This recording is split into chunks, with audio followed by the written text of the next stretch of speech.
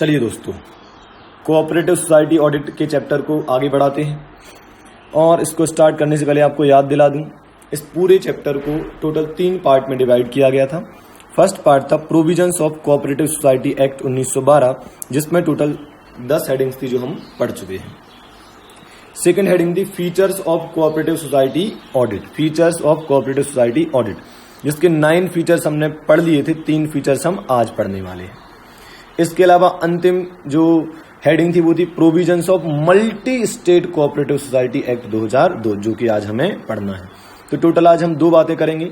Features of cooperative society audit के जो 3 point बचे थे वो पढ़ेंगे, और इसके अलावा मल्टी स्टेट कोऑपरेटिव सोसाइटी के प्रोविजंस क्या हैं उन पर डिस्कशन करना है। तो पहले ये 3 निपटा देते हैं और फिर चलते हैं मल्टी स्टेट कोऑपरेटिव सोसाइटी पर। ओके, तो 3 पॉइंट जो बचे थे वो रहे अपने ये। सबसे पहले बचा था right and duties of auditor, वही normal auditor has right to access books of account, papers, document etcetera. इसके अलावा रिक्वायर मतलब ही has right to require information and explanation from officers of the society. General बात है ना, आप information explanation मांग सकते हैं। अच्छा, आगे बढ़ते हैं, आगे बात करते हैं मैटर्स रिक्वायरिंग रिपोर्टिंग, मतलब कौन कौन से मैटर पर ऑडिटर को रिपोर्टिंग करनी होती है। अभी इसमें अपन जो भी पढ़ने वाले हैं ऐसी कुछ बातें हमने पहले भी पढ़ी हैं। सेक्शन 143 सबसेक्शन 3 जो कंपनी एक्ट 2013 का है ना, वहां पर भी ऐसे कुछ 10-12 पॉइंट थे, है ना। उसी के जैसे 6 पॉइंट यहाँ पर दिए हुए हैं कि कौन कौन सी बातें हैं जो ऑडिटर ने लिखनी है। तो पहली बात ऑडिटर को बताना है whether he has obtained all the necessary information and explanation which to the best of his knowledge and belief were necessary for the purpose of audit। Simple, auditor ने जो इन्फॉर्मेशन एक्सप्लेनेशन की जरूरत उसे थी for the purpose of audit, वो उसे मिला या नहीं मिला। ये पॉइंट इसलिए ऑडिटर को लिखना होता है क्योंकि जब ऑडिटर ऐसा लिखता है कि मुझे जो भी इन्फॉर्मेशन एक्सप्लेनेशन चाहिए था वो मिल गया है, तो इससे ना यूजर्स का कॉन्फिडेंस बढ़ता है। उन्हें लगता है कि चलो मतलब ऑडिट अच्छा हुआ होगा क्योंकि ऑडिटर को जो इन्फॉर्मेशन चाहिए थी, एक्सप्लेनेशन चाहिए था, वो मिल गया होगा। ठीक है, तो पहली बात ऑडिटर को इन्फॉर्मेशन एक्सप्लेनेशन मिला कि नहीं मिला। दूसरी बात, जो सोसाइटी ने अकाउंट्स बनाए हैं उसमें जो भी इन्फॉर्मेशन रिक्वायर्ड थी एक्ट के हिसाब से, वो सारी इन्फॉर्मेशन कवर हुई है या नहीं हुई है। तीसरी बात, सोसाइटी का जो P&L है, सोसाइटी का जो P&L है, कोऑपरेटिव सोसाइटी मतलब यहाँ पर कोऑपरेटिव सोसाइटी के बारे में बात कर रहे हैं ना, तो P&L true and fair view present कर रहा है या नहीं कर रहा। सोसाइटी की बैलेंस शीट जो है वो true and fair view present कर रही है या नहीं कर रही। और सोसाइटी ने जो प्रॉपर बुक्स ऑफ अकाउंट है नियम कानून के हिसाब से वो बनाए हैं या नहीं बनाए हैं। और फाइनली बैलेंस शीट और P&L जो कोऑपरेटिव सोसाइटी का है वो बुक्स ऑफ अकाउंट से अग्री कर रहा है या नहीं कर रहा है, क्योंकि बुक्स ऑफ अकाउंट की मदद से ही हम बैलेंस शीट और P&L बनाते हैं। तो कहीं ऐसा तो नहीं है कि बुक्स ऑफ अकाउंट कुछ और ही कहना चाहते हैं और बैलेंस शीट और P&L कुछ और ही कहना चाहते हैं। तो टोटल 6 पॉइंट हो जाते हैं। पहली बात, सारी इन्फॉर्मेशन एक्सप्लेनेशन जो चाहिए था वो मिला कि नहीं मिला। दूसरी बात, अकाउंट्स में वो सारी इन्फॉर्मेशन है जो एक्ट के हिसाब से होनी चाहिए। P&L true and fair view present कर रहा है, balance sheet true and fair view present कर रही है, सारे books of account as per नियम कानून बनाए हैं या नहीं बनाए हैं, और बैलेंस शीट और P&L मैच हो रही है नहीं हो रही है बुक्स ऑफ अकाउंट से। ओके, फिर बात करते हैं schedules forming part of audit report, मतलब ऑडिट रिपोर्ट के साथ में कुछ शेड्यूल अटैच होते हैं जिसमें कुछ और बातें भी होती हैं। जैसे आप कभी C&DG की रिपोर्ट पढ़ना, वो पूरी शेड्यूल्स में ही बटी होती है, हर बात के लिए कई बार अलग अलग शेड्यूल्स बना दिए जाते हैं।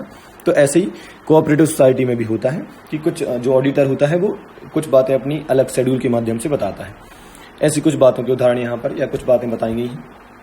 पहली बात, ऑल ट्रांजेक्शन जो एक्ट के अगेंस्ट है, मतलब एक्ट के हिसाब से नहीं है, तो आपका एक शेड्यूल जो बनेगा वो बनेगा उन ट्रांजेक्शन्स के लिए जो ट्रांजेक्शन सोसाइटी के नियम कानून के हिसाब से नहीं है, एक्ट के हिसाब से नहीं है। दूसरी बात, ऑल सम्स के लिए, मतलब बहुत बार ऐसा हो सकता है कि कुछ पैसा है, कुछ ट्रांजेक्शन है, कुछ इवेंट्स हैं जो बुक्स ऑफ अकाउंट में आने चाहिए लेकिन नहीं आए, तो ऑल सम्स जो बुक्स ऑफ अकाउंट में आने चाहिए थे लेकिन नहीं आए। तीसरी बात, कोई मटेरियल या प्रॉपर्टी या कोई असेट जो अब बैड हो चुकी है, डाउटफुल हो चुकी है फॉर रिकवरी, तो उसके लिए आपको शेड्यूल बनाना है। इसके अलावा अगर कभी ऐसा हुआ कि कोई मटेरियल इरेगुलरिटी बरती है आपने क्या करने में, खर्चा करते समय या पैसों को पाते समय, मतलब इम्प्रोप्राइटी का मतलब होता है, जैसे आपने गवर्नमेंट ऑडिट में सुना होगा प्रोप्राइटी ऑडिट, उसमें ऐसा बताया जाता है कि आप खर्चा इस तरीके से करिए जिस तरीके से आप अपना खुद का पैसा खर्च करते हैं। तो इसे बोलते हैं कि प्रोप्राइटी को ध्यान में रखना है ना, और भी उसका मीनिंग होता है इन डेप्थ, अभी इतना ही समझते हैं। तो इम्प्रोप्राइटी नहीं बरतनी है, ढंग से खर्चा करना है, जो पैसा आना चाहिए वो आना चाहिए, जो पैसा जितना जाना चाहिए उतना ही जाए, है ना। तो इम्प्रोप्राइटी तो नहीं बरती खर्चा करते समय, और इसके अलावा कोई और मैटर भी हो सकता है।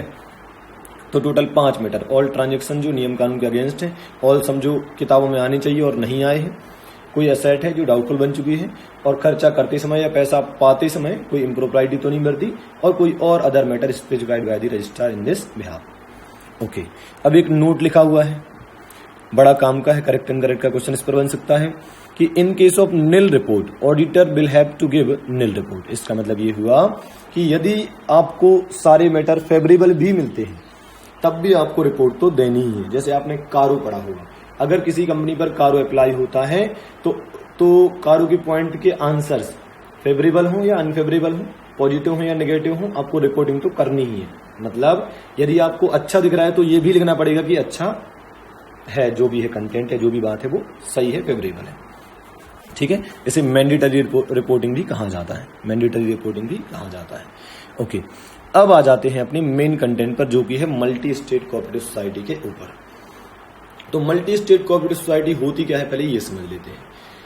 अगर कोई सोसाइटीज हैं जो एक से ज्यादा स्टेट में काम कर रही हैं या करना चाहती हैं, तो उनको अपन बोल देते हैं multi state cooperative society.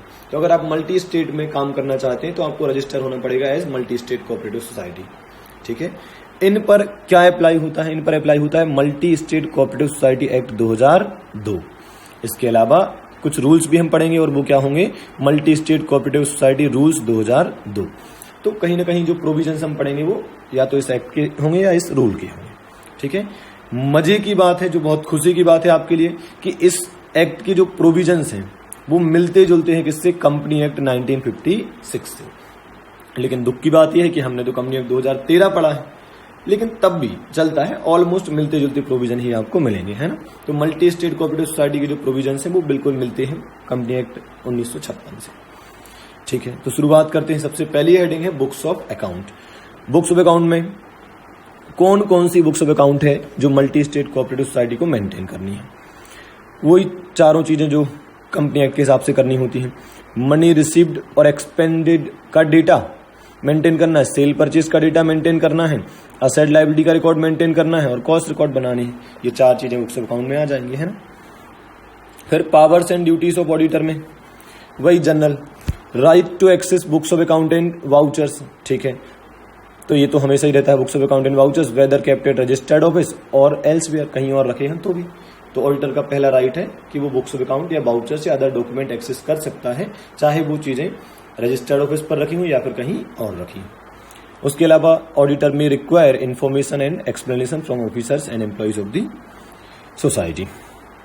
Okay, तो ये जो दोनों थे ये तो हो गए पावर, कि आप बुक्स ऑफ अकाउंट का एक्सेस कर सकते हो और इन्फॉर्मेशन एक्सप्लेनेशन मांग सकते हो। अब बात कर लेते हैं ड्यूटीज की। तो ड्यूटीज में क्या है, ध्यान से सुनिएगा, ये भी हमने कहीं ना कहीं पढ़ रखी है। आपको याद दिलाता हूं, हमने पढ़ा था 143 सबसेक्शन 1, उसमें हम 6 मैटर इंक्वायर करते थे, A, B, C, D, E, F। A for advances, B for book entries, C for company, D for deposits, E for expense और F फॉर फॉरकास्ट। ऐसी कुछ 6 बातें हमने पढ़ी थी।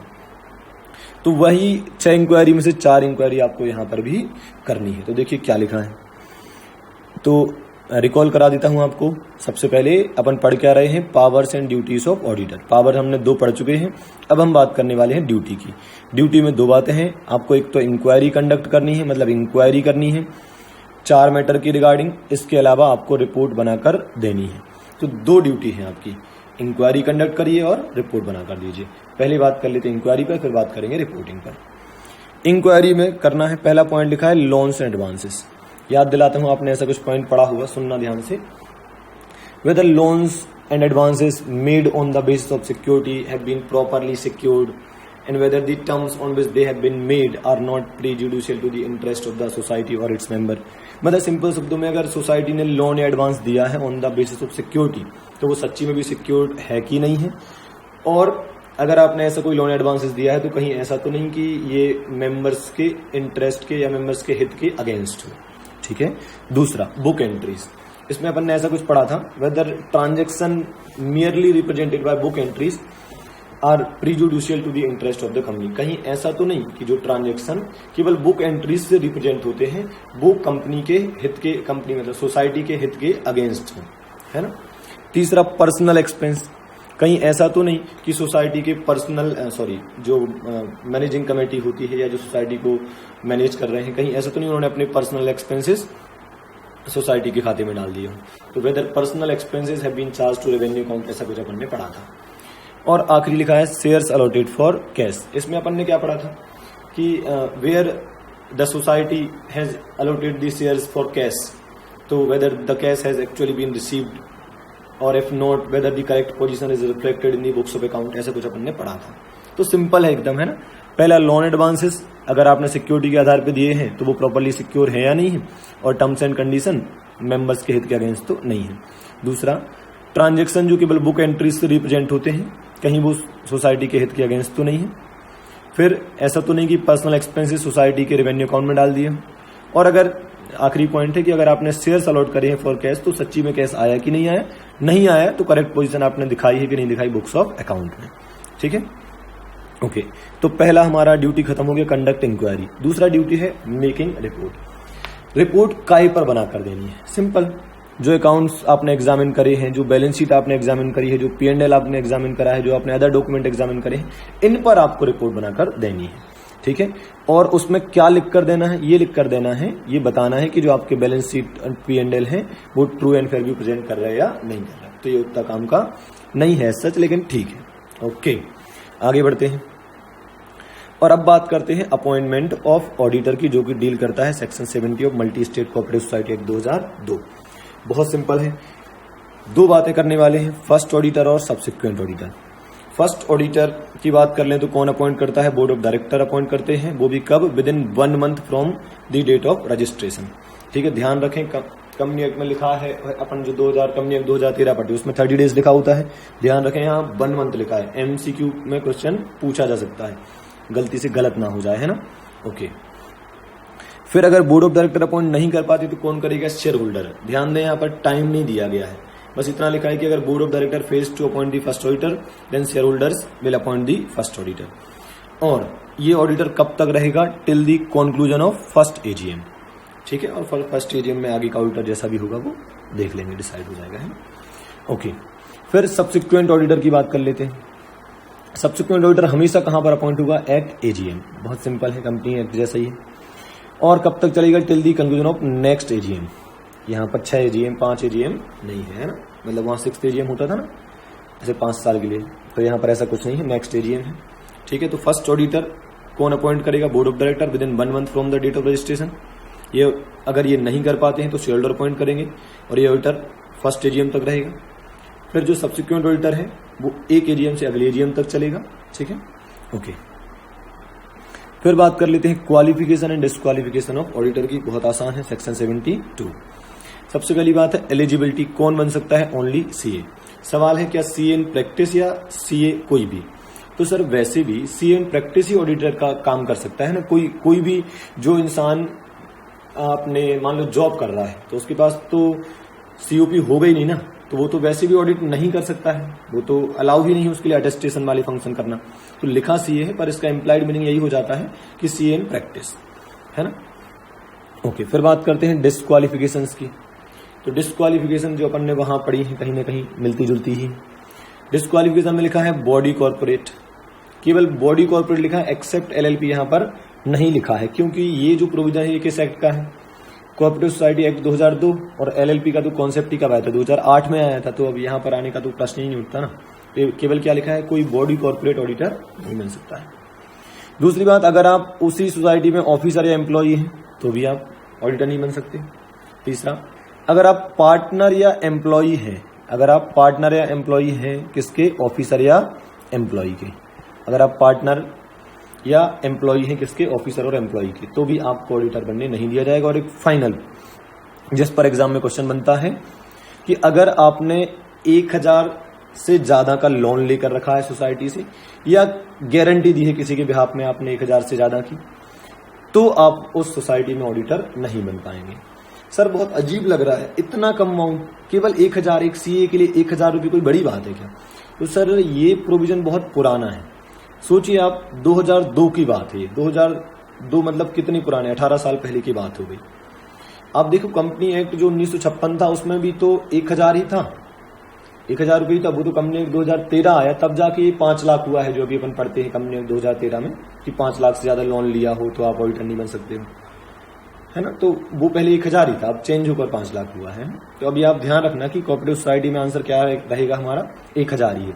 अगर आपने 1000 से ज्यादा का लोन लेकर रखा है या फिर गारंटी दे रखी किसी के बिहाफ में, तो आप ऑडिटर नहीं बन पाएंगे, ठीक है। ओके, फिर बात करते हैं power of central government to order special audit under section 77। बहुत इंपॉर्टेंट है, एग्जाम में सीधा क्वेश्चन आता है।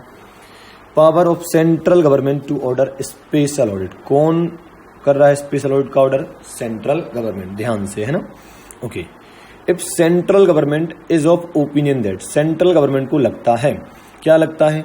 That the affairs are not being managed in accordance with the cooperative principles और prudent commercial practices.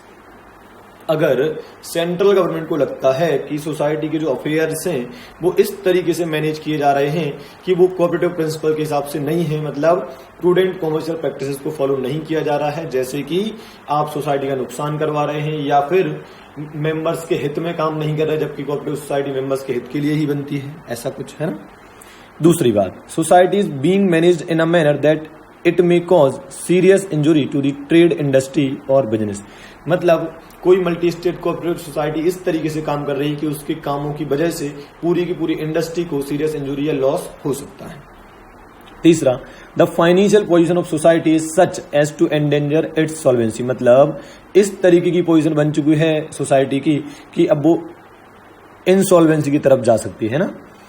Endanger its solvency, हाँ एक ही बात है, तो सॉल्वेंसी खतरे में पड़ गई, मतलब एक तरीके से इनसॉल्वेंसी आने के खतरा है, तो वो हो जाएगा।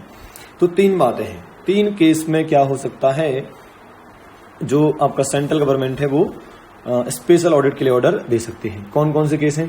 पहला केस हो गया कि अगर उन्हें लगता है कि अफेयर्स इस तरीके से मैनेज हो रहे हैं कि वो कोऑपरेटिव प्रिंसिपल के हिसाब से नहीं है, या फिर सोसाइटी इस तरीके से मैनेज की जा रही है कि वो पूरी इंडस्ट्री को सीरियस इंजुरी दे सकती है, और या फिर फाइनेंशियल पोजीशन बहुत खतरे में चल रही है, इंसॉल्वेंसी का खतरा हो सकता है कोऑपरेटिव सोसाइटी को। ओके, फिर स्पेशल ऑडिटर कौन बनेगा? तो क्या बताया है उन्होंने, या तो जो मल्टी स्टेट कोऑपरेटिव सोसाइटी का ऑडिटर होगा उसी से करवा देंगे अपन ये वाला स्पेशल ऑडिट, या फिर किसी और सीए से करवा देंगे, ठीक बात है।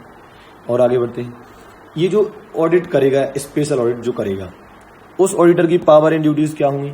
तो भाई same as of normal statutory auditor with the exception that, मतलब वही पावर है, वही ड्यूटीज है जो एक नॉर्मली स्टैट्यूटरी ऑडिटर की होती है ना कोऑपरेटिव सोसाइटी के मामले में, वही होंगी। बस एक एक्सेप्शन है, और वो एक्सेप्शन क्या है कि जो ऑडिट रिपोर्ट है वो सेंट्रल गवर्नमेंट के पास जाएगी, क्योंकि सेंट्रल गवर्नमेंट ने ही इस ऑडिट का ऑर्डर दिया है, तो ये वाली रिपोर्ट सेंट्रल गवर्नमेंट के पास ही जाएगी, ना कि सोसाइटी के पास, है। ओके, बढ़ते हैं आगे। आगे क्या लिखा है? Inquiry and inspection by central registrar, section 78 and 79। तो इंक्वायरी के बारे में डिस्कशन हुआ है 78 में, इंस्पेक्शन के बारे में डिस्कशन हुआ है 79 में, लेकिन दोनों पूरी तरह से सेम ही है, तो इसलिए अपन इसको एक साथ ही पढ़ते हैं, सब कुछ सेम ही लिखा होता है, तो इसलिए इसको ऐसा हेडिंग दे देते हैं, inquiry and inspection by central registrar under section 78 and 79। सबसे पहली बात क्या लिखी है? Circumstances when it is ordered, मतलब कौन सी सर्कमस्टेंसेस हैं जिनमें इंक्वायरी या इंस्पेक्शन का ऑर्डर आएगा सेंट्रल रजिस्ट्रार से, ठीक है। सुन लीजिए, condition number 1, federal cooperative to which society is affiliated to. तो फेडरल कोऑपरेटिव क्या होता है, ऐसा समझ लीजिए आप कि जो कोऑपरेटिव सोसाइटी लोग, जो कोऑपरेटिव सोसाइटीज होती हैं बहुत सारी, वो एक फेडरेशन बना लेती है, मतलब समझ लो एक तरीके से एसोसिएशन बना लेती है और खुद को रजिस्टर करा देती है इस एसोसिएशन को, कहां पर? Multi state cooperative society act 2002 में, तो उसको हम बोलते हैं फेडरल कोऑपरेटिव। तो अगर जो फेडरल होगा उसका फेडरेशन जो होगा, समझ लो ऐसा कि कुछ ऑर्गेनाइजेशन मिलकर अपना फेडरेशन नहीं बना लेते हैं, एक ग्रुप एसोसिएशन टाइप का बना लिया कि कभी डिस्प्यूट वगैरह हो तो वो सुलझा देगा, है ना। तो पहला हो गया कि अगर फेडरल कोऑपरेटिव का एप्लीकेशन आता है सेंट्रल रजिस्ट्रार के पास, तो वो ऐसी इंक्वायरी या इंस्पेक्शन का ऑर्डर दे सकते हैं। ठीक है, इसको देखना, फेडरल कोऑपरेटिव को डिफाइन भी किया गया है एक्ट में। आप ऐसा भी ध्यान रख सकते हैं कि जो फेडरल कोऑपरेटिव होता है उसके मेंबर कौन होते हैं, केवल कोऑपरेटिव सोसाइटीज या मल्टी स्टेट कोऑपरेटिव सोसाइटीज ही होती हैं ना, नॉर्मली अपन लोग नहीं होते हैं। सोसाइटीज का ही जो ग्रुप है वो फेडरल कोऑपरेटिव है, तो उस ग्रुप के जो मेन बना हुआ है वो वहां से अगर एप्लीकेशन आई है तो वो कर सकते हैं। इसके बाद कोई भी क्रेडिटर जो अप्लाई कर सकता है। फिर और कौन कर सकता है, मेंबर्स ऑफ बोर्ड। कौन से वाले members, 1/3 of total members of board. मतलब अगर 9 मेंबर्स हैं टोटल बोर्ड में, तो उसका 1/3 कितना हुआ, 3 हुआ, तो कम से कम 3 या उससे ज्यादा लोग होंगे जो अप्लाई करेंगे। ठीक है, इसके बाद मेंबर्स ऑफ सोसाइटी भी कर सकते हैं, लेकिन कब, किस केस में, 1/5 of the total members of society. मतलब अगर 15 मेंबर है टोटल, सपोज एक एग्जांपल दे रहा हूं, 15 मेंबर है, उसका 1/5 कितना हुआ, 3 हुआ, तो कम से कम 3 या उससे ज्यादा जो मेंबर होंगे वही अप्लाई करेंगे। तो ऐसा होता है कि इंक्वायरी या इंस्पेक्शन का ऑर्डर आपके पास आ सकता है। तो इस पर क्वेश्चन बनने की संभावनाएं बहुत ज्यादा है। 4 कंडीशन दी है, या तो फेडरल कोऑपरेटिव के कहने पर, या फिर किसी क्रेडिटर के बोलने पर, या फिर टोटल मेंबर्स ऑफ बोर्ड के कम से कम 1/3 मेंबर ऐसा बोले, या फिर टोटल मेंबर ऑफ सोसाइटी का कम से कम 1/5 मेंबर ऐसा बोले तो है। ओके, आगे क्या लिखा है, who will conduct inquiry and inspection. कौन करेगा ये काम, तो रजिस्ट्रार या तो खुद करेगा या फिर any other person authorise by the registrar. तो या तो रजिस्ट्रार खुद या कोई और पर्सन जो रजिस्ट्रार के द्वारा ऑथोराइज करा जाए। ध्यान रखें, एटलीस्ट 15 डेज का नोटिस तो आपको देना ही पड़ेगा उस मल्टी स्टेट कोऑपरेटिव सोसाइटी को बिफोर इंक्वायरी। तो ऐसा नहीं कि जाके सीधा पहुंच गया बिना बताए, इंक्वायरी करने से पहले 15 दिन का नोटिस जरूर देना है। ठीक है, ओके, मतलब 15 दिन पहले आपको बता देना है, उसके बाद ही इंक्वायरी करनी है ना। फिर क्या है, powers of person conducting inquiry. जो पर्सन इंक्वायरी कर रहा है उसकी क्या पावर है। तो पहला, free access to books, account, document, security etcetera. General बात है यार, इन सब पे एक्सेस नहीं प्रोवाइड करोगे तो फिर किस चीज का वो इंस्पेक्शन और इंक्वायरी करेगा, है ना। दूसरा, require the officers of the society to call a general meeting. ध्यान से, जो रजिस्ट्रार होगा वो क्या कहेगा ऑफिसर्स ऑफ द सोसाइटी से कि सुनो एक जनरल मीटिंग बुलाना है आपको सोसाइटी का, by giving a notice of at least 7 days. कम से कम 7 डेज का नोटिस जरूर देना और एक मीटिंग बुलाओ। तो ये अधिकार है एक तो कि हम बोलेंगे कि जाओ मीटिंग बुलवाओ। फिर where officers fails to call a meeting, अगर ऑफिसर्स मीटिंग नहीं बुला पाते हैं तो उसको रजिस्ट्रार को खुद को अधिकार है, he shall have power to call it himself. ठीक है, बहुत बढ़िया, वो खुद से बुला सकता है फिर मीटिंग को। और finally, summon any person to appear before him and may examine such person on oath. मतलब किसी भी पर्सन को बुला सकता है। जैसे मान लो रजिस्ट्रार को लगता है कि किसी पर्सन को किसी बात का नॉलेज होगा तो उसको आप बुला सकते हैं और उसको एग्जामिन कर सकते हैं ऑन ओथ, मतलब उससे कसम खिलाकर उससे पूछ सकते हैं कि यार क्या है और क्या नहीं, ऐसा है ना। तो ये हमारा डिस्कशन यहाँ पर खत्म होता है। ठीक है, यहाँ पर कोऑपरेटिव सोसाइटी खत्म होता है। आपको कुछ डाउट हो तो आप व्हाट्सएप पर मुझसे पूछ सकते हैं। ओके।